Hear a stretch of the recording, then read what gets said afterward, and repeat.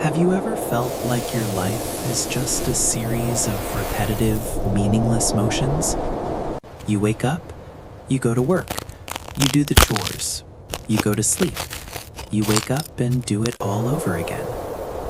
Sometimes you look at the effort you are putting in, reading 10 pages of a book, doing 30 minutes of exercise, saving a few dollars, and you think, what is the point? Nothing is changing. I am not seeing results. I am just moving dust from one pile to another. I understand that feeling. I felt it deeply while I was lying on my stomach in the dirt, watching this ant. To the naked eye, her life looks like a tragedy of boredom.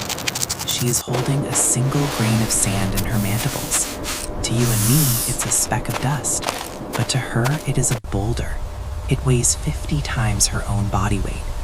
Imagine carrying a Honda Civic with your teeth, dragging it across a desert, over mountains of gravel, fighting against the wind for miles. And for what? To place it on a pile, and then go back and get another one. I watched her stumble. I watched the wind blow her sideways. I watched her struggle to climb over a twig that I could snap with my pinky finger. I found myself judging her. I thought, you poor, stupid thing.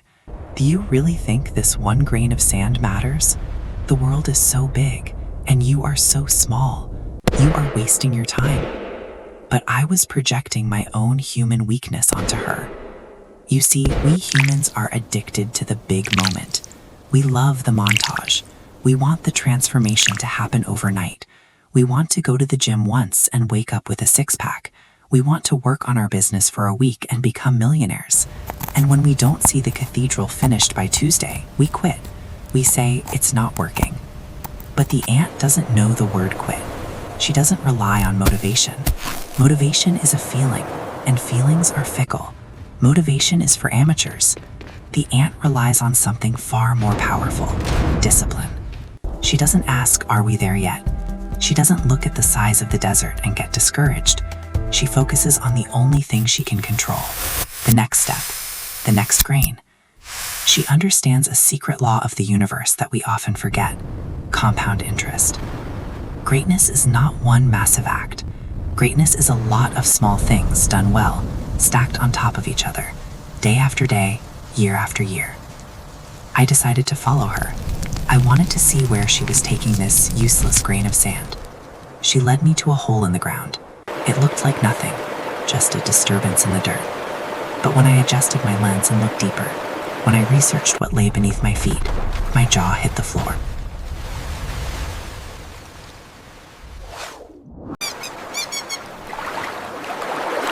She wasn't just piling up dirt. She was contributing to a miracle. Underground, hidden from the sun, lies an empire. This isn't a hole. It is a city. It is a megalopolis that houses millions of citizens. If you could see it in cross-section, it would rival the complexity of New York or Tokyo. There are highways designed for optimal traffic flow to prevent congestion. There are ventilation shafts, architectural marvels that use the physics of wind pressure to act as air conditioning, keeping the nest at a perfect temperature even when it is scorching hot outside. There are nurseries where the next generation is being bathed and fed. There are fungal gardens, underground farms where the ants cultivate their own food sources, pruning the fungus, removing parasites, and harvesting crops. There are garbage dumps designated specifically for waste to prevent disease. It is a feat of engineering that baffles human architects. It is strong enough to withstand floods. It is insulated enough to survive winters. And do you know how it was built? It wasn't built by a machine. It wasn't built by a giant. It was built by that one grain of sand, multiplied by 1,000,000. That single ant I pitied, she isn't just an individual. She is part of a superorganism. She doesn't know the blueprint of the whole city. She can't see the grand design. She will never live long enough to see the empire at its peak, but she trusts that her grain of sand matters.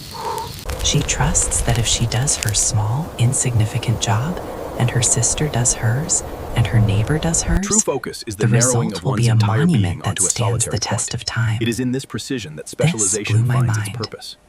We live in a culture that tells us we have to be the main character. We have to be the star. If our contribution isn't loud, flashy, and recognized by everyone, we think it's worthless. But the ant teaches us the nobility of the anonymous grind. Some of the most important work in your life will be done when no one is watching. It's the early mornings when you get up to write, even though you're tired. It's the extra rep in the gym when your muscles are screaming. It's the dollar you save instead of spend.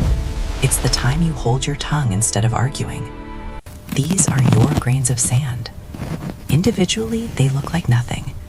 If you showed someone your one day of effort, they might laugh. That's it? That's all you did? But you are building an underground empire. You are building a character. You are building a legacy. You are building a skill set that 5 years from now will look like overnight success to everyone else. I watched the colony respond to a crisis. A heavy rainstorm began to flood the entrance. If they were humans, they might panic. They might scream. They might start blaming the leadership. Why didn't we prepare for this? Whose fault is this? The ants didn't argue. They mobilized. Thousands of them rushed to the entrance. They used their own bodies to plug the holes. They linked legs to form living rafts to float the queen to safety. They moved the eggs to higher ground. They didn't act out of fear. They acted out of duty. And the one ant I was watching, she didn't stop to question the meaning of life. She just grabbed a clump of wet mud and patched a wall. She did the work that was in front of her. As the sun went down and the colony returned to its rhythm, I felt a deep sense of shame for my own impatience. I realized that I have given up on so many dreams simply because I got bored of carrying the sand. I wanted the castle without the construction. But nature doesn't work that way. Nature rewards consistency. The Grand Canyon was carved by a river, drop by drop.